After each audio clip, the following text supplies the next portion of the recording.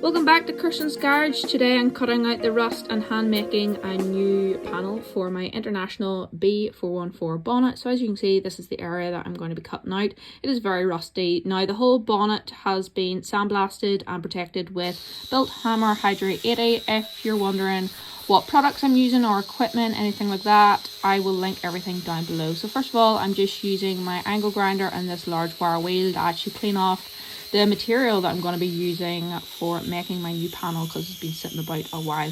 Next up, I'm going to get my veneers, whatever they're called, and just take some measurements of this little like groove that's along this bit of the bonnet, and then obviously I'm just going to go along and measure to see how wide and how long I also need to make it. Now I do put on a few centimeters onto these measurements just to allow for the bending of the material and any of my little mess ups and stuff along the line, but I'm just using a steel rule here with magnets on it so it kind of holds into place, and a red Sharpie because it's easier to see.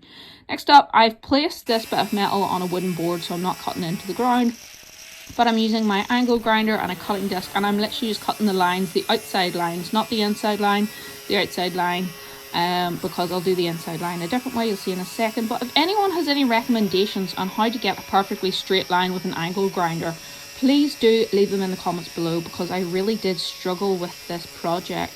I did come up with a wee fix later on, which you'll also see, but it's still again not perfect. So to get that middle bit, I put it in my vise and I just really slowly made my way up, trying to get that cut as clean as possible, because I did end up making two of these, one for either side of the bonnet, but I'm just showing you how I did one. Now this is my little trick. I tried to put this blue tape on it to see how straight my edges were, and I think it did work. So I put this blue tape on, and then I just used a 40 grit flappy disc on my angle grinder, and I basically just slowly made my way down until I seen that basically that blue tape, and it ended up pretty straight.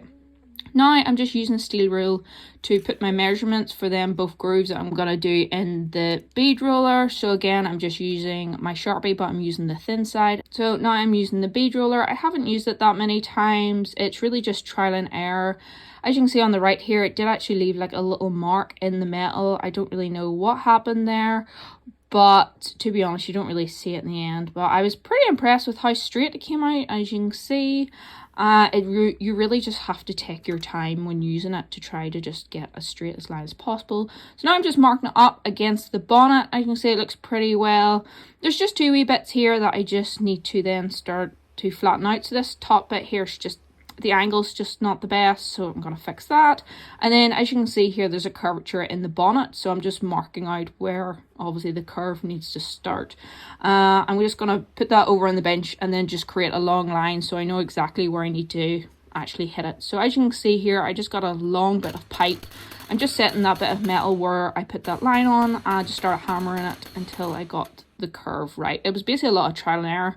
Next, with the Sharpie, I'm just demonstrating here, I went around the whole area and then just got this little scribe and basically just scratched it so I can see exactly where I need to cut to and then also sand to. But as you can see here, I'm just removing the clamps just so I can show you exactly where I need to cut, and wow, that is a lot of rust that I am cutting out. Next up, I am using my angle grinder and a cutting disc again just to cut out that area where I just marked. Now I am not going to the line that I just made, I am going a few centimeters in, as I'll get them final wee bits with this here 40 grit flappy disc. I basically just take my time and basically just take away the material till it hits that scribed metal line. Next, I just marked out the corners here and just rounded them off on the new piece.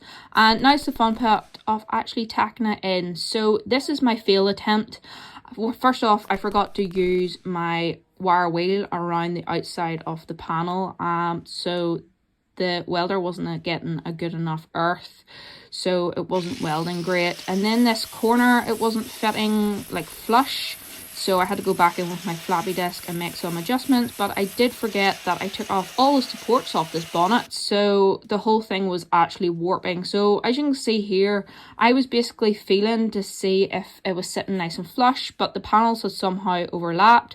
So to fix this, I ended up getting just my angle grinder again and my cutting disc, and I just made a cut along some of the spot welds that I've already done, but mostly along that area that overlapped, just so it would give me a nice clean line, so when I welded it could sit nice and flush. I also then remembered to get my wire wheel this time and go over the whole area so the welder had a better earth to the actual bonnet.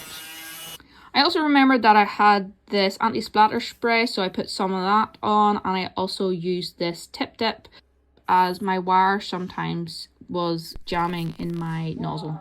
And funny enough, after using all the right equipment, it welded lovely, and I just kept going. So as you can see here, I did a weld, left a spot, did a weld, left a spot. That was just so the panel didn't overheat, but because this bit was actually so long, by the time I went from, well, the start to the end, the panel had actually cooled down, so it wasn't too bad. I didn't have to wait too long until I started again.